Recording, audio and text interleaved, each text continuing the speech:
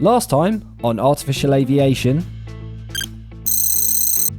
despite a shaky start, I managed to take off and get up to altitude, managing to find my way through the first corridor across the canyon.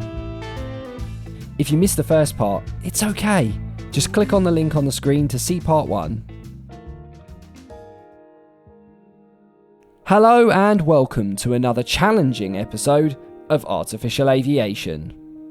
In today's episode, I'll be trying to cross back over the canyon, but this time it'll be a bit more challenging. Let's take a look.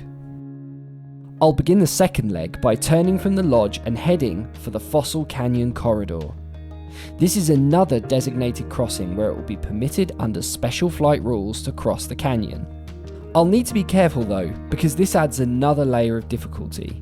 Before, I had the airfield as a point of reference to gauge whether or not I had the right crossing point. This time though, I'll be trusting my dead reckoning and rock formations at the edge of the canyon to find the correct position. Crossing the canyon, I'll head for a checkpoint just short of the other side. From there, I'll make a slight course correction and head out to the next checkpoint just beyond Havasu Creek. Caution here will be key, as it will be easy to lose my way across terrain that's so similar. Can I do it? Let's find out. So let's turn the heading indicator to 241.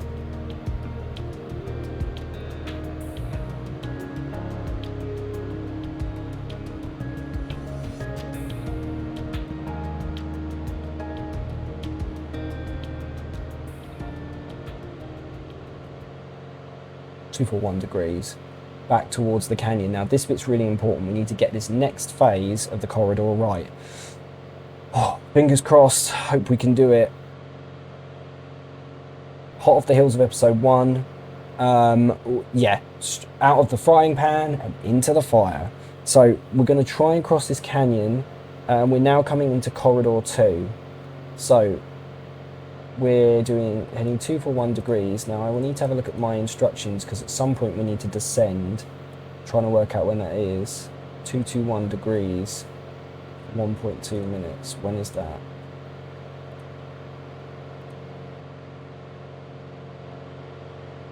We need to make sure that we come across the canyon. There should be like a foot thing sticking out. That's what that looks like there. There's a small divot here, which is probably that. And then there's like an island in the middle. That's probably the island there.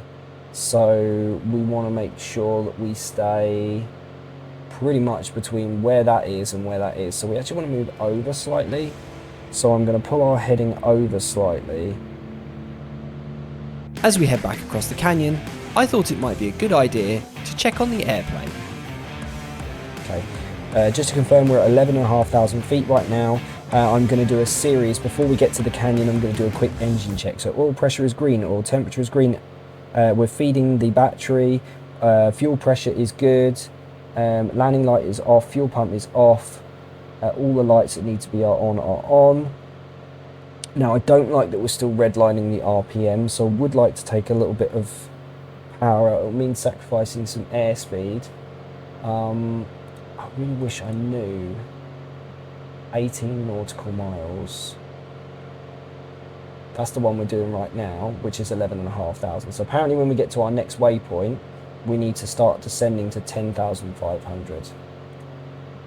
Can't remember if that was an arbitrary decision I made, or if that's right, but that's what we're going to do. So when we hit just before the other side and we need to make a turn here, we're going to begin our descent to 10,500. Jeez, this is all go. Ladies and gentlemen, this is all go. This is full flat out. Do see and avoid. I've got an aircraft off to my 9 o'clock. He is flying away from me, so that's all good. Any other aircraft around that I need to be aware of? No, we're good for the moment. Yeah, super stressful here. We're getting into our next phase. Now I'm a little bit off to the right, so I'm going to bring us back to our previous heading. Right, let's go back to our thing. Now, I haven't done the dead reckoning here, so I'm going to have to use some of the canyon landmarks to help this out. That's the other reason I've decided to use the autopilot, leave the autopilot on for now. I don't need to be... I'm going to put my ego on a shelf here to try and get this done properly. I don't need to be the one controlling the airplane, because this exercise is about me navigating properly. So I'm happy to use the autopilot to get that done safely. So because I like to, again, if any of you don't know me, I like to try and get as much realism as I can. Obviously, bear in mind I'm a rookie. I'm still learning. I'm a rookie and I'm still learning. So you're going to have to, you know, suspend your disbelief for a minute with some of the bits on that. Just taking a moment here. This canyon is breathtaking. Wow.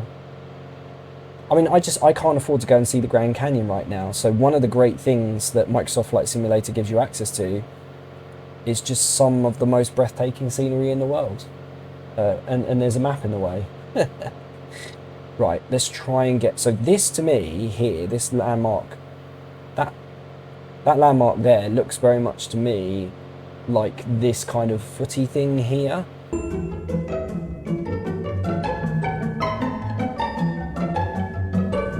And then there's a bit that comes across, and then there's a peninsula sticking out almost directly underneath of us. And then over here is the can openery bit.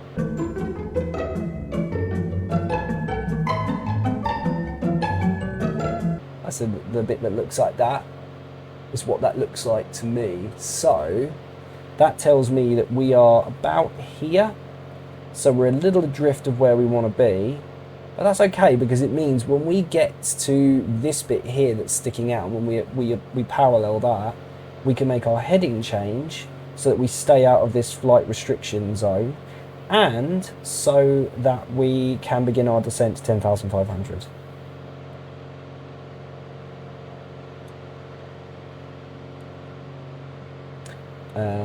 Now, this particular part of the Grand Canyon is subject to specific restrictions. This is why I'm having to use this specific VFR map, which I got as a screenshot. Oh, here we go.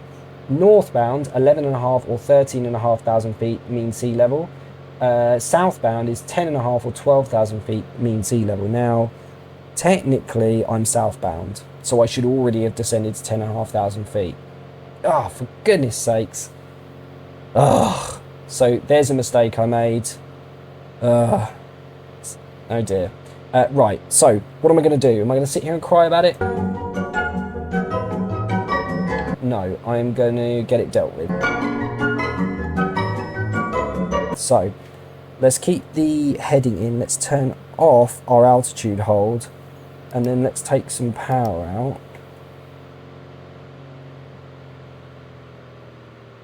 And what we'll do is we'll begin a controlled descent.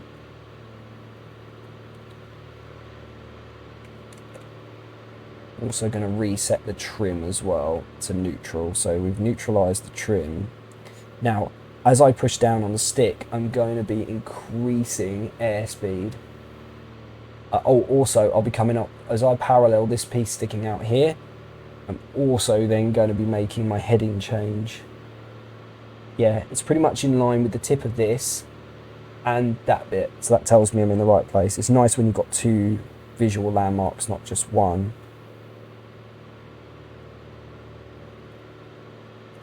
Let's reduce a bit more power.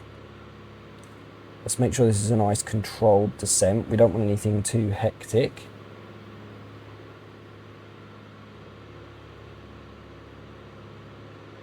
Okay, 11,000.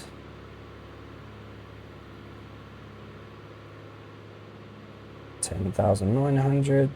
So that's coming past 10,800. Let's do see and avoid. Make sure that we've got no blockers there. What I'm going to do is, as we start to come in, I'm going to put the throttle back. A bit more. Right, we need to make our course change and do all of that now. So that's close enough. So I'm going to put my throttle back to just below the red line. I'm going to press altitude hold at 10,500 feet. I'm going to let the aircraft correct itself. And while that's happening, I'm going to make my course change to 221.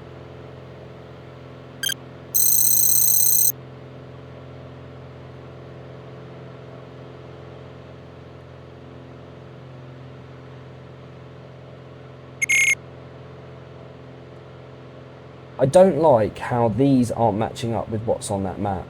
That is very disconcerting. 13 nautical miles was the next stint, so we're looking for 13 nautical miles distance, which is this outside one. Yes, there's nothing here that matches up. I'm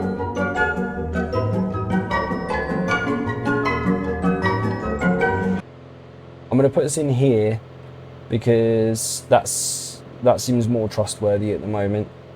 13 nautical miles is less than what we just did by a short distance, so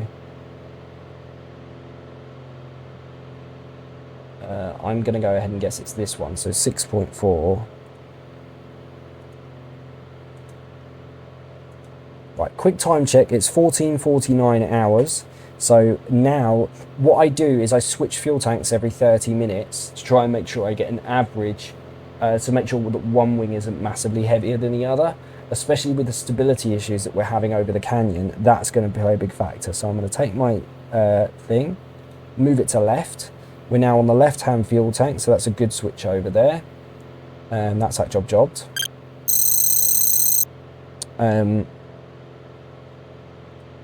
Back to my stopwatch, so in approximately 6 minutes. Now at this point I'm not trusting those. I'm really cross because I've had those instructions before and they've been fairly accurate. I might try another simple one in the future and try and work that out. I'm pretty sure this is the times that it takes. So the top time is how long between waypoints, and the bottom one is like a cumulative time. But again, I'm working on some assumptions here, which is obviously not good. So, yeah. Oh, I think I see what's happened here. These two are the same heading, but one includes the descent. Oh, okay. I think I see what I've done wrong. So I should actually be going 288 at this point. And then the next one is 349. Let's have a look at our map and see how that things...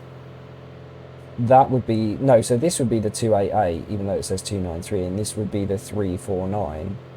So what's the one before that? 221. 221. Okay, let's just get a little landmark check because I'm a bit nervous that I'm going to get a bit out of my depth here. So as we cut north, we'll want to increase our altitude again. So let's go back to the chart. So 221, and then we're going to do 288, and then we will be, yeah, and then after that we'll ascend. So 2 minutes 15. Now what should we be overhead? I want to look at the map and get my bearings here. Okay, this is so easy to get lost. Look at this landscape.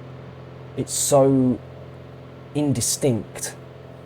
Right, I keep saying right, getting nervous. So we're going over the Havasu Creek here, and I can see a river here that we're crossing shortly after we cross that river, before we reach the land that's coming up in front of us. And I can see a ravine here, which I think is this one. As we go over that top of that ravine, that's when we make our turn heading 293, or in this case 288, stay at our current altitude, and then we're going to turn 350 degrees when we cross back over into the canyon to stay in this VFR corridor to make sure that we don't violate these airspaces. That's the most important part of this flight, is to make sure that we don't violate those airspaces. And then once we hit here, we're out of the main airspace challenge, and we've got a straight shot then past Mount Trumbull all the way over to try and make this landing at Pearce Ferry, just outside of the Grand Canyon area. So exciting times.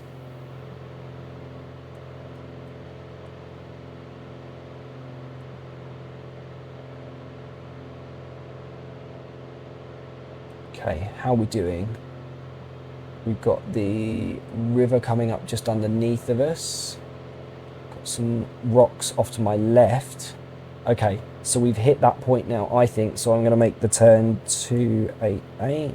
Next time on Artificial Aviation, just when you thought I was done getting lost. Where is that river? Okay, so I think we've gone a little bit far, which is dangerous. And I get quite excited about getting the airplane under control.